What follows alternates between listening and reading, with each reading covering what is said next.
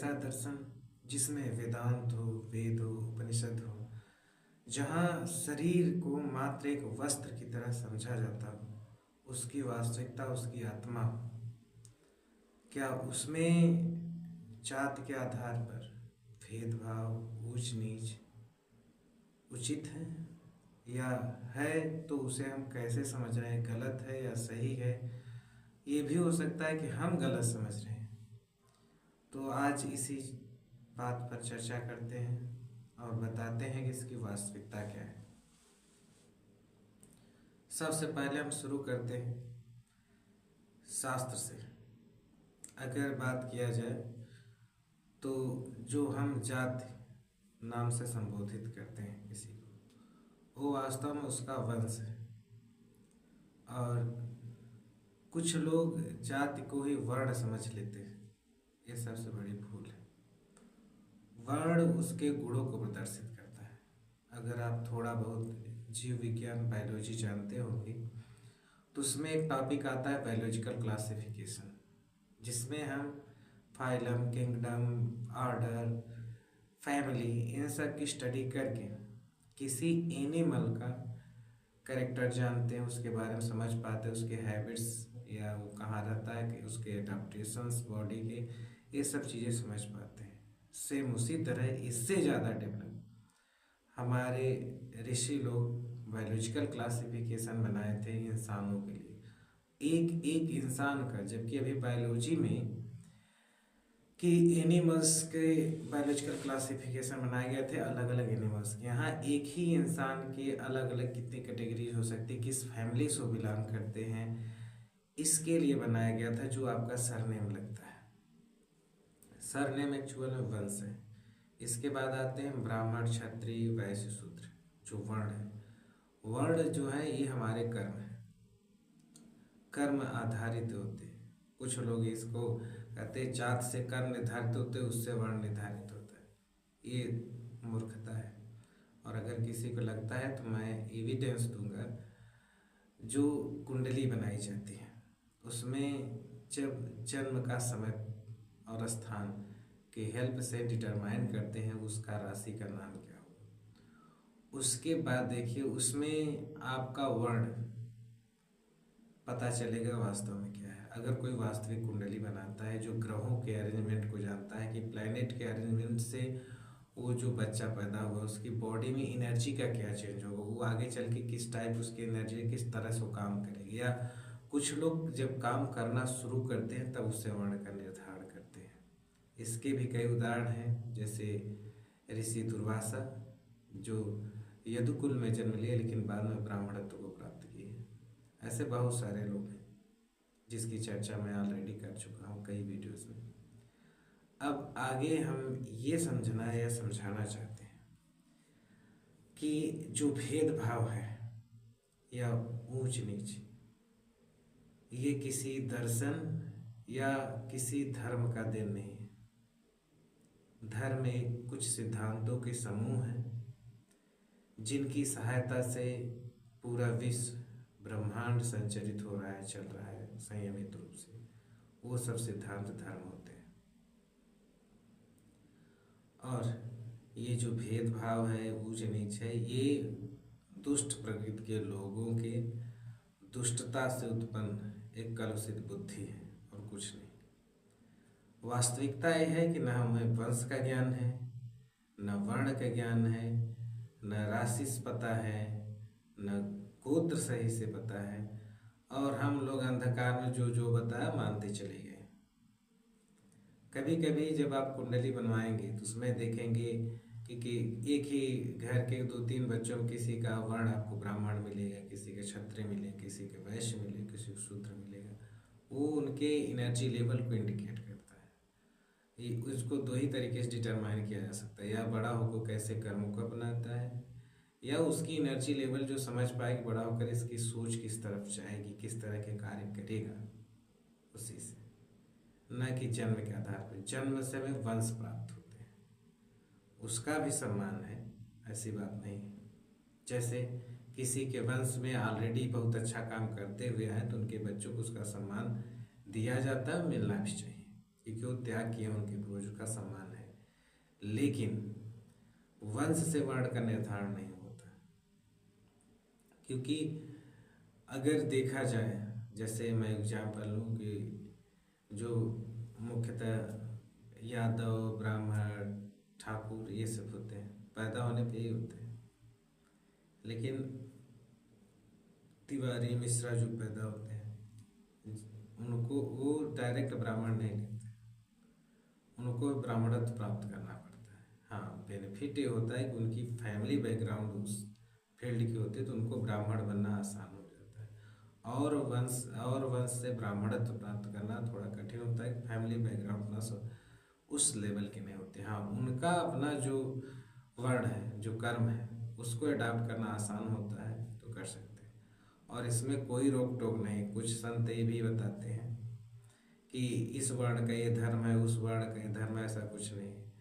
अगर प्रकृति या भगवान चाहते कि किसी वर्ण विशेष को ही ज्ञान प्राप्त हो या संन्यास ले सके, ऐसी क्राइटेरिया रखते, तो और किसी वर्ण के दिमाग में या उसकी क्षमता उतनी बनाते ही नहीं, उसको तक आता ही नहीं।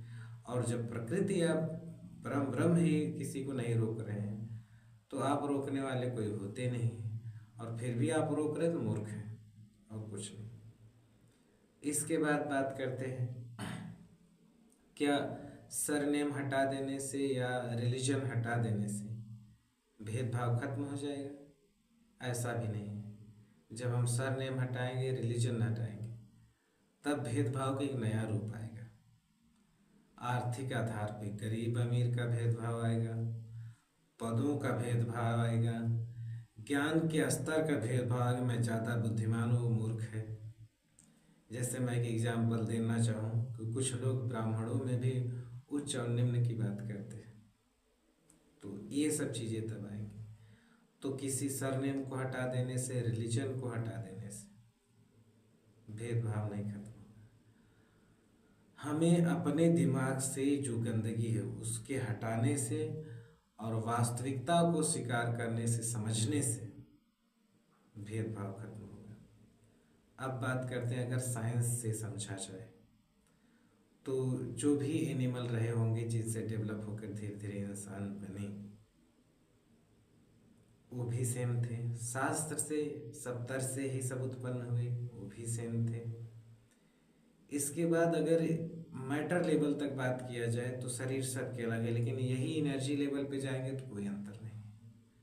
तो आपका लेवल क्या है? अगर आप एनर्जी लेवल तक जाके सोचेंगे तो किसी में कोई भेदभाव नहीं। यहाँ तक कि हमारे दर्शन में जो प्रेमाश्रय संत होते हैं, वो भगवान को सबके अंदर देखते, पशु पक्षी, निर्जीव सजीव सब में। वो तो उनको भेदभाव नहीं करना चाहिए। और किसी के वंश से, किसी के फैमिली बैकग्राउंड से किसी को डिटरमाइन करना मूर्खता होती है। जैसे मैं एक एग्जाम्पल लूँ प्रहलाद जी का। उनके पिताजी राक्षस थे, हिरण्यकश्यप, परंतु प्रहलाद जी ने क्या किया? तपस्या किया और धर्मात्मा बने। विष्णु के सबसे प्रिय भक्त कहे जाते हैं प्रहलाद जी। तो ये सब मूर्खता है। और ऐसे जो बात करें, उनके ऐसे उल्टा पुल्टा सिद्धांतों को स्वीकार ना करें, चाहे कोई भी हो। कभी कभी हमारे शास्त्रों में ऐसा भी है, पुराण वगैरह में हम भी पढ़े हैं, जहाँ एक शब्द यूज होता है जाति। देखिए, जाति एक ऐसा शब्द है जो कहीं कहीं गुणवाचक भी होता है। जैसे उसी शास्त्र में अगर बात किया तो कहीं कहीं आता है, जैसे क्षत्रिय जात के लोगों को ये करना चाहिए, ब्राह्मण जात के लोगों को ये करना चाहिए, वैश्य जात के लोगों को ये करना चाहिए, शूद्र जात के लोगों को ये करना चाहिए। तो ये जाति मतलब कास्ट समझ लेते हैं। उसी में आता है स्त्री जाति, पुरुष जाति। तब बताइए, अब मतलब स्त्री पुरुष कभी अलग अलग तब कास्ट होनी चाहिए, क्यों नहीं? मतलब जाति जो शब्द है वो कहीं कहीं गुणवाचक प्रयुक्त हुआ है, उसके समय, परिस्थिति, एक्सप्लेनेशन के हिसाब से सही अर्थ निकालें। मैं तो आश्चर्यचकित ये भी होता हूँ कि कृष्ण जी एक श्लोक कहे थे, चातुर्वर्ण्यम मया सृष्टा गुण कर्म विभाग से, उसका भी उल्टा अर्थ निकालते हैं। उसमें कहा गया कि चारों वर्ण का निर्माण हम ही से हुआ है, परम ब्रह्म से हुआ है। उनके गुण कर्मों के आधार पर हमने उसका विभाजन किया है। उसका अर्थ ये विद्वान ये निकालते हैं कि जो चारों वर्ण हैं उनके जो कर्म हैं जातिगत कर्म बना देते हैं। जो जातिगत कर्म हैं उनके जात से उनके कर्म का निर्धारण किया जाता है। और मैं वास्तविकता बताऊं, हमारा जो धर्म है, पूरे ब्रह्मांड का केवल एक ही धर्म है जिससे ब्रह्मांड चलता है, जिसे हम शाश्वत कहते हैं, जो शाश्वत है, बदलता नहीं, सनातन धर्म से नाम दिया गया, जिसे कुछ लोग बाहरी लोग हिंदू धर्म नाम दिए।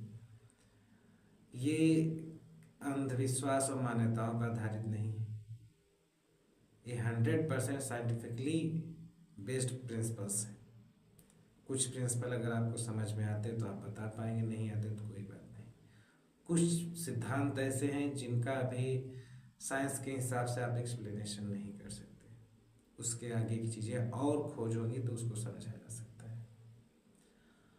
और जहाँ तक बात है ऊंच नीच जात पात, तो ये मैं 100% श्योर कर सकता हूँ इंसानों की दुर्बुद्धि की उपज है।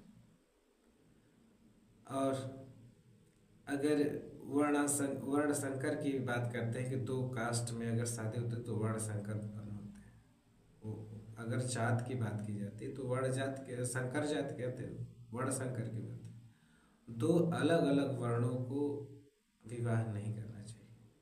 जैसे किसी एक इंसान की सोच बिजनेस माइंड की, वैसे वर्ण दूसरा उस वर्ण का नहीं है तो उसमें प्रॉब्लम आती है, क्योंकि वो उनकी लाइफ की प्रॉब्लम्स, उनकी सिचुएशन समझ नहीं पाएगा।